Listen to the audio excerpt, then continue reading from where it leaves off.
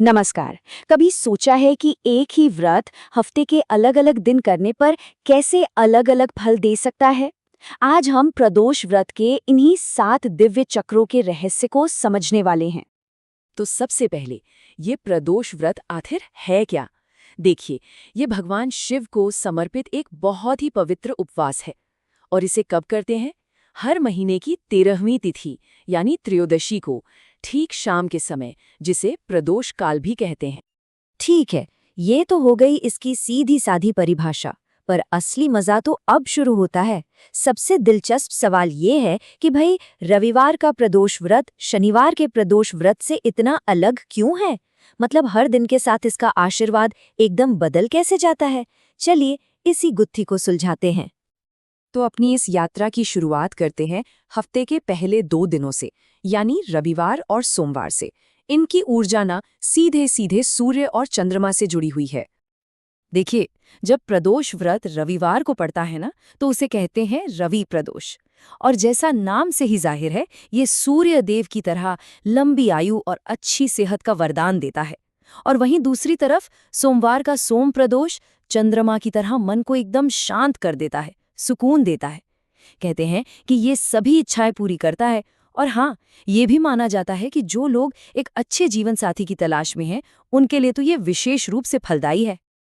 अच्छा, तो सूर्य और चंद्रमा की दिव्य ऊर्जा से अब थोड़ा आगे बढ़ते हैं और रुख करते हैं मंगल और बुध की ओर। ये 2 दिन हमें दिखाते हैं सुरक्षा और तरक्की का रास्ता। तो जब प्रदोष व्रत मंगलवार को पड़ता है तो उसे कहते हैं भौम प्रदोष। और ये भौम प्रदोष मंगल ग्रह की ऊर्जा के कारण ना एक तरह से सुरक्षा कवच का काम करता है। ऐसा माना जाता है कि ये व्रत करने वालों को बीमारियों से, कर्ज से और यहाँ तक कि दुश्मनों से भी बचाता है और जिंदगी में हिम्मत और सुरक्षा देता है। बिल्कुल इसी तरह जब बुधवार को प्रदोष व्रत आता है तो वो कहलाता है बुध प्रदोष।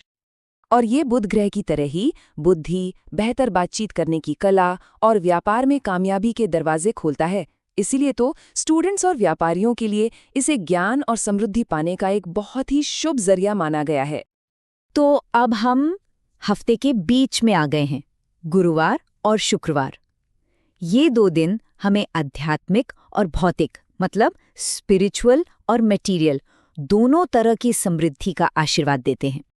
देखिए, गुरुवार का जो गुरु प्रदोष है, वो उन लोगों के लिए है जो ज्ञान चाहते हैं, आध्यात्मिक तरक्की करना चाहते हैं या गुरु की कृपा पाना चाहते हैं। और दूसरी तरफ शुक्रवार का शुक्र प्रदोष, ये जुड़ा है अच्छी किस्मत, वैवाहिक सुख और धन दौलत से। और हाँ, ये खास तौर पर महिलाओं के लिए बहुत ही शुभ फल देने वाला माना जाता है। और अब आखिर में हम पहुंचते हैं शनिवार पर, एक ऐसा दिन जो अपने आप में समाधान और जीवन में स्थिरता लाने की एक खास शक्ति रखता है।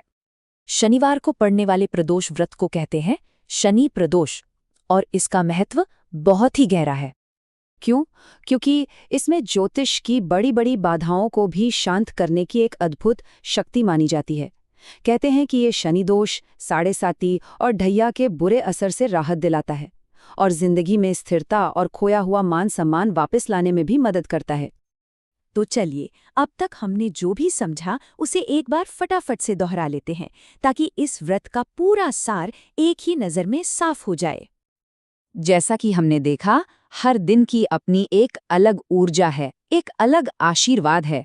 रविवार अच्छी सेहत के लिए, सोमवार मन की शांति के लिए, मंगलवार हर तरह की सुरक्षा के लिए, बुधवार बुद्धि और व्यापार के लिए, गुरुवार ज्ञान के लिए, शुक्रवार सौभाग्य के लिए और शनिवार सारी बाधाओं से मुक्ति के लिए।